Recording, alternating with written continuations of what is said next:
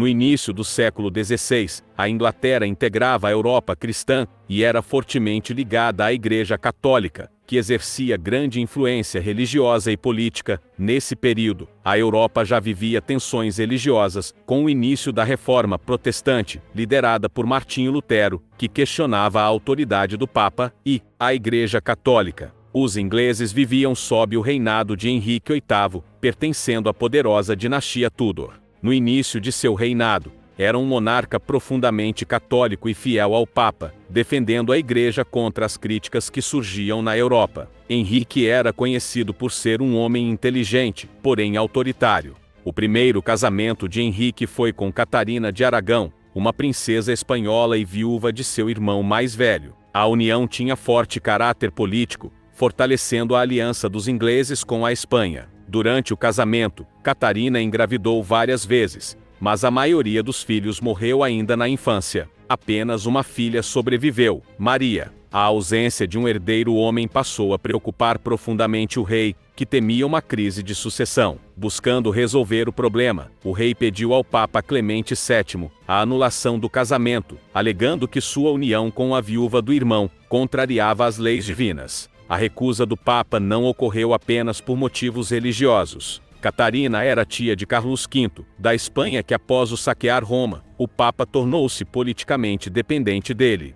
Ele era quem garantia ou ameaçava a segurança de Roma. Por isso, contrariá-lo, anulando o casamento de Henrique com Catarina de Aragão, era politicamente impossível. Por volta de 1526, Henrique conheceu Ana Bolena, enquanto ainda era casado com Catarina de Aragão. Determinado a se casar com ela, o rei passou a exigir a anulação de seu primeiro casamento. Como vimos, o Papa rejeitou o pedido. Após anos de impasse, Henrique decidiu romper com Roma. Em 1534, o parlamento aprovou o ato de supremacia, que declarava o rei da Inglaterra como chefe supremo da Igreja no país. Pouco tempo depois, Ana deu à luz uma filha, Elizabeth, e não o herdeiro homem esperado. A frustração do rei, somada a intrigas políticas na corte, levou à queda de Ana Bolena. Em 1536, acusada de traição e adultério, Ana Bolena foi condenada e executada, marcando de forma trágica uma das relações mais decisivas da história inglesa. Antes de se envolver com Ana Bolena, Henrique manteve uma relação com sua irmã, Maria Bolena, dama da corte da rainha Catarina de Aragão. Durante o envolvimento com Henrique,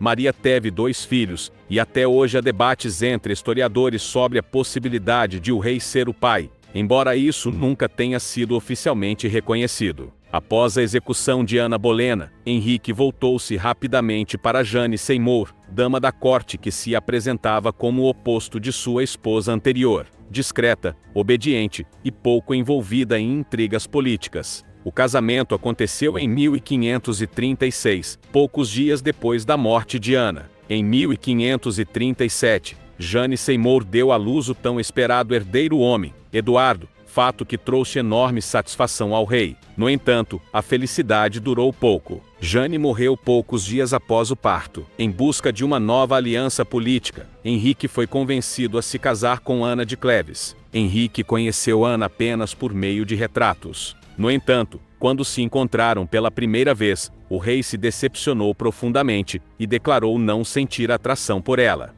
O casamento ocorreu em 1540, mas nunca foi consumado. Poucos meses depois, Henrique solicitou a anulação, alegando falta de afinidade e irregularidades no acordo matrimonial. O divórcio com ela foi amigável. Henrique depois casou-se, em 1540, com Catarina Howard, jovem dama da corte e prima de Ana Bolena, muito mais nova que o rei. O casamento começou de forma intensa, mas logo surgiram denúncias sobre o passado amoroso de Catarina e, posteriormente, acusações de adultério. Em 1542, Catarina foi executada na Torre de Londres. A última esposa de Henrique foi Catarina Parr, com quem se casou em 1543. Catarina tinha simpatia pelas ideias protestantes e atuou como mediadora na corte, buscando conciliar conflitos religiosos e familiares. Durante ausências do rei, chegou a exercer funções administrativas. Ela também teve papel importante na educação dos filhos de Henrique, incentivando o estudo e a leitura. Henrique morreu em 1547, e Catarina Parr foi a única de suas esposas a sobreviver ao casamento. Henrique morreu em 1547, aos cerca de 55 anos. Nos últimos anos de vida, sofria de obesidade severa, úlceras crônicas nas pernas, infecções frequentes e fortes dores. Há indícios de diabetes, problemas cardiovasculares e possível falência de órgãos. Seu estado de saúde debilitado agravou-se progressivamente, levando à morte por causas naturais associadas a essas doenças. Cerca de um ano após a morte do rei, ela faleceu devido à febre puerperal, uma infecção grave que ocorria após o parto. Catarina havia dado à luz sua única filha pouco antes de morrer, em um contexto médico ainda muito precário. Esse é meu vídeo sobre o tema, e espero que tenham gostado. Até a próxima.